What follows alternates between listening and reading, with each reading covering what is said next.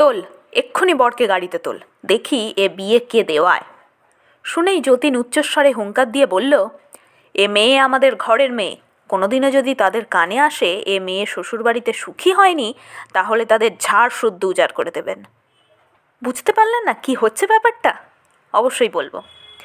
আপনারা নিশ্চয়ই যতীন্দ্রনাথ মুখোপাধ্যায়কে চেনেন, চিনবেন তো অবশ্যই।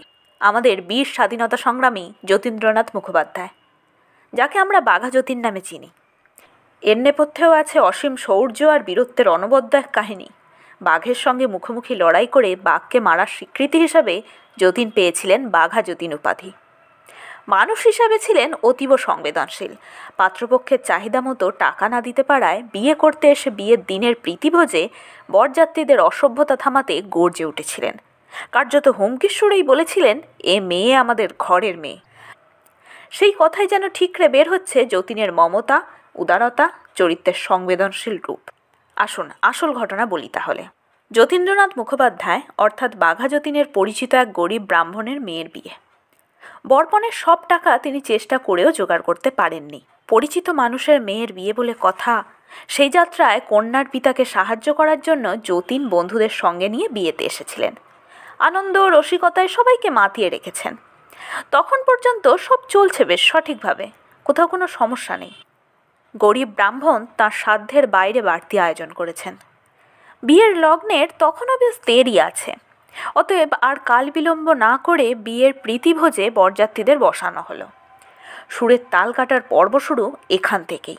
বরযাত্রীদের চূড়ান্ত অসভ্যতামি বাড়তি মাত্রা পেল। কেউ খেতে খেতে দইয়ের খুঁড়ি উল্টে দিচ্ছেন পাকা রুই মাছের মুড়োয়, কেউ আবার এক খাবলা নুন ফেলে দিল আলু খোবড়ার চাটনিতে। দেওয়ালের গায়ে দু চারজন ছুঁড়ে দিচ্ছেন মিহিদানা, পান্তুয়া, সন্দেশ। পুরো বিষয়টি বাঘা যতীন পর্যবেক্ষণ করছিলেন। তখন পর্যন্ত এই ঘটনার পাল্টা প্রতিক্রিয়ায় তিনি কী রুদ্রমূর্তি ধারণ করতে পারেন সেসব কল্পনা আনতে পারেননি বরকর্তা। যতীন পাত্রীর পিতার কাছে জানতে চাইলেন আসল ঘটনাটা কী। জবাবে তিনি বললেন, পাত্রপক্ষ নগদ যা চেয়েছিল তার অর্ধেকের বেশি দিতে পারবে না জেনেও এ বিয়েতে তারা রাজি হয়েছেন, তবে ব্যবহার করছেন অমানুষের মতো। আচ্ছা, তাহলে ওদের একটু মজা দেখানো যাক। পাত্রীর বাবা অনুনয় করে বললেন, না না বাবা, আমি শুধু আমার মেয়ের আইবুড়ো নাম ঘোচালেই বাঁচি। তখন একটু রাগত স্বরেই জ্যোতি বললেন, তাহলে মেয়েকে গড়ুইয়ের জলেই ফেলে দিতে পারতেন। এখনই তিনি এই সব অসভ্যতামির বিহিত করবেন। এবার সত্যিই রুদ্রমূর্তি ধারণ করলেন যতীন্দ্রনাথ। তার এক বন্ধুকে বললেন, জোগাড় করো লাঠি। বন্ধুরা তার আদেশ পেয়েই লাঠি নিয়ে অপেক্ষা করছেন ভোজঘরের বাইরে। বরযাত্রীদের একজন হাঁক দিচ্ছেন, কই হে চমচম, আর নেই? যতীন্দ্রনাথ নিজে গিয়ে তার পাতে দিলেন গোটা 2 চমচম। কিন্তু অবাক কাণ্ড, খাওয়ার বদলে পটাপট চমচম দুটি ভদ্রলোক ছুঁড়ে মারলেন দেওয়ালে। আরও যারা ছিলেন পাত্রপক্ষের তারা এই দৃশ্য দেখে ব্যঙ্গের হাসি হাসলেন। রাগটা তখনও চেপে রেখেছেন যতীন। বললেন, ও মশাই, চমচম চাইলেন, চমচম খেতে দিলাম, ভালো লাগলো না বুঝি? বলেই বীর বিক্রমে সেই চমচম ছুঁড়ে ফেলা লোকটার হাতে দিলেন এক টান। বললেন, আসুন দেখি আমার সঙ্গে, দেওয়ালে ডাঁই করা মিষ্টি পড়ে আছে, নিন আপনার চমচম দুটো খুঁজে আনুন, এখানে দাঁড়িয়ে ওই মিষ্টি আপনাকে খেতে হবে। গরিব কন্যার পিতা কষ্ট করে আয়োজন করেছেন, তা ফেলে দেওয়া যায়? যতীনের মুখে এই কথা শুনে পুরুষত্ব যেন উথলে উঠছে বরকর্তার।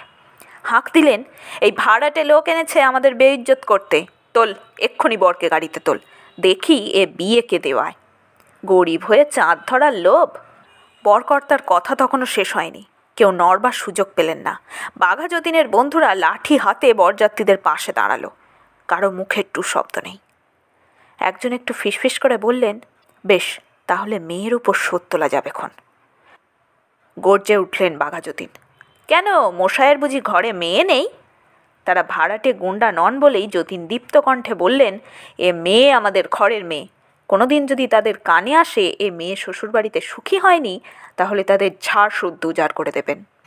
আসলে বরকর্তা জানেন না বাঘা যতীন কেমন মানুষ। সে যে ভারী টাকা বুকো। এই ছেলে শিরা ধমনীতে স্বদেশ প্রেমের স্রোত। দেশের জন্য আছে নিখাদ আবেগ, আছে বিদেশি শাসকের বিরুদ্ধে রুখে দাঁড়ানোর সাহস। সে যে একটি গরিব পিতারও বিয়ের আসরে বসা তার কন্যার অসম্মানে রুখে দাঁড়াবেন, এ তো আশ্চর্য হওয়ার কিছু নেই।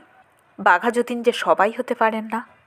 দেশের জন্য হাসতে হাসতে জীবন বাজি রাখার আগে যার ছিল না অমরত্বের প্রত্যাশা, ছিল না কোনো ইতিহাসের ঠাঁই পাওয়ার সুপ্ত বাসনা, হাসতে হাসতে শহীদ হয়েছেন দেশের জন্য।